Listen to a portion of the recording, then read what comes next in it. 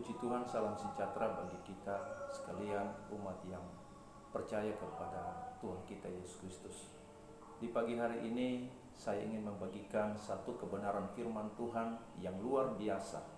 Dan saya percaya dengan kebenaran firman Tuhan ini kita akan diingatkan betapa besarnya kasih Allah di dalam hidup kita. Kasih Allah di dalam nama Tuhan kita Yesus Kristus. Sebab dialah yang telah ditentukan oleh Allah sebagai Tuhan dan penyelamat bagi umat manusia. Saya akan membagikan satu kebenaran firman Tuhan di dalam Injil Lukas pasal yang ke-7 ayat yang ke-50. Lalu Yesus berkata kepada perempuan itu, "Dosamu telah diampuni. Imanmu telah menyelamatkan engkau, pergilah dengan selamat." Sekali lagi saya katakan bahwa Yesus berkata kepada perempuan itu, "Imanmu telah menyelamatkan engkau, pergilah dengan selamat." Saudaraku, di dalam kisah ini sebetulnya sangat menarik. Karena siapakah perempuan yang dimaksudkan oleh Tuhan Yesus di dalam perkataan tadi? Yang dimaksudkan di dalam perkataan itu adalah seorang perempuan yang berdosa. Karena di dalam kisah Injil Lukas pasal yang ke-7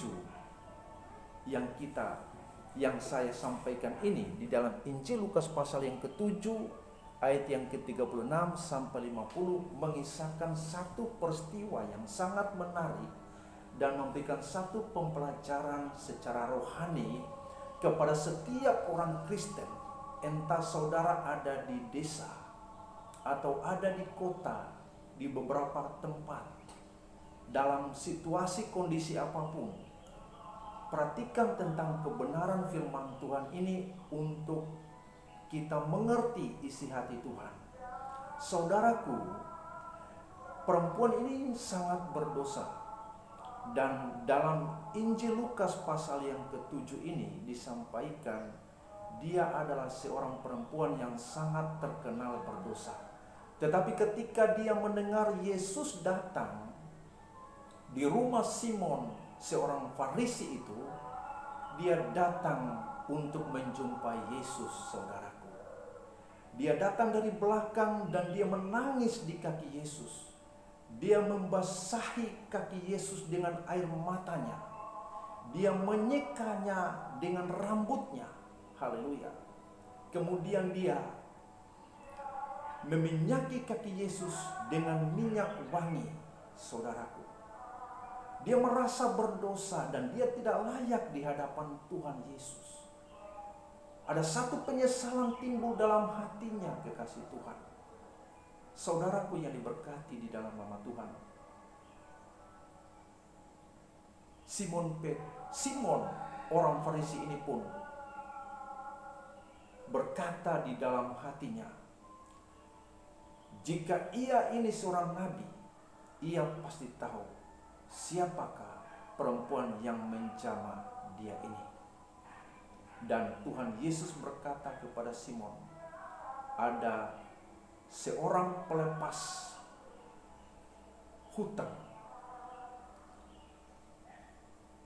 dan ada dua orang yang berhutang, saudara, kepada pelepas uang. Yang seorang 500 dinar dan yang seorang berhutang 50 dinar. Siapakah di antara mereka yang paling berbahagia karena sudah diampuni atau dihapuskan hutang mereka? Simon berkata, yang paling berbahagia adalah orang yang memiliki hutang yang banyak, 500 dinar.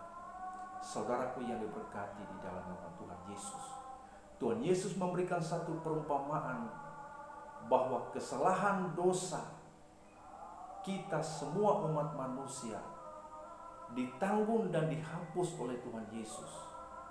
Saudaraku, apapun dosa kita, apapun pelanggaran kita, apapun kesalahan kita, kita hanya bisa datang kepada Tuhan Yesus. Karena Dia adalah Tuhan dan Juru Selamat umat manusia. Dia satu-satunya jalan dan kebenaran dan hidup. Dan Tuhan berfirman di dalam Injil Yohanes pasal 14 ayat yang ke-6. Akulah jalan dan kebenaran dan hidup.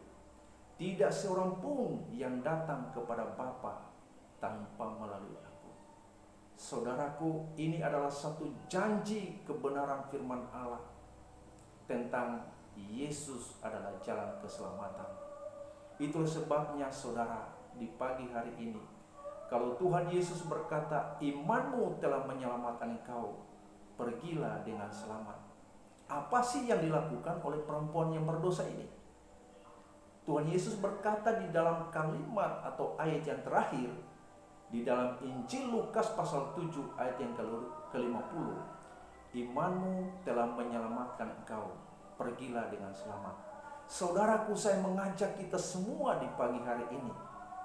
Saya tahu saudara bisa berkata, aku memiliki iman. Saya tahu kita semua bisa mengatakan dengan gampang, saya orang beriman. Tapi Tuhan menunjukkan satu hal yang sangat menarik untuk kita pahami, bahwa ternyata iman itu adalah satu tindakan mempercayai Yesus sebagai Tuhan dan Juru Selamat yang sanggup mengubahkan hidup saya dan saudara. Mempercayai Yesus adalah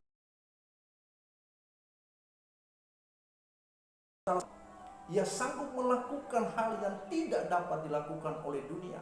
Sehingga perempuan yang terkenal berdosa ini pun, ia datang kepada Yesus. Ia tersungkur di kaki Yesus.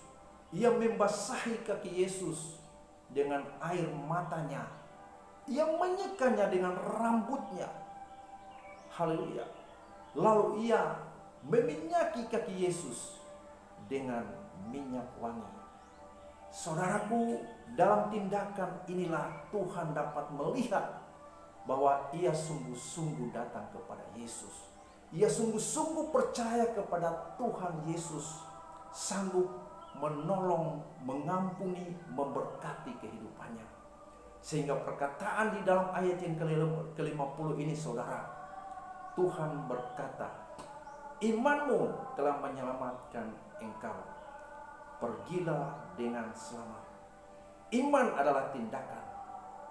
Iman adalah satu perubahan di dalam kehidupan lama yang tadinya kita suka, gemar, dan hobi melakukan dosa perbuatan yang berlawanan dengan semua kebenaran firman Tuhan. Kesukaan-kesukaan kita yang mendatangkan dosa, itu sesungguhnya dia tanggalkan.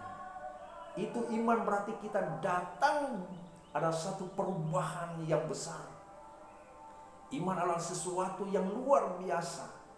Tindakan-tindakan iman, sesuatu yang diubahkan oleh Tuhan, yang lama sudah berlalu, yang sesungguhnya yang baru sudah datang. Itu adalah iman. Sebab itu saudaraku yang diberkati di dalam nama Tuhan Yesus Kristus, di dalam kitab Ibrani pasal yang ke-11 ayat yang ke-6, tetapi tanpa iman tidak mungkin orang berkenan kepada Allah. Ibrani pasal 11 ayat yang ke-6a. Jadi iman adalah satu tindakan, haleluya, untuk mempercayai Kristus Yesus yang sanggup mengampuni dosa dan pelanggaran kita. Saya percaya dengan kebenaran firman Tuhan di pagi hari ini, apapun kesalahan dosa kita, apapun pelanggaran kita, kita mungkin merasa saya tidak layak Tuhan di hadapan Tuhan, karena saya orang yang sangat berdosa.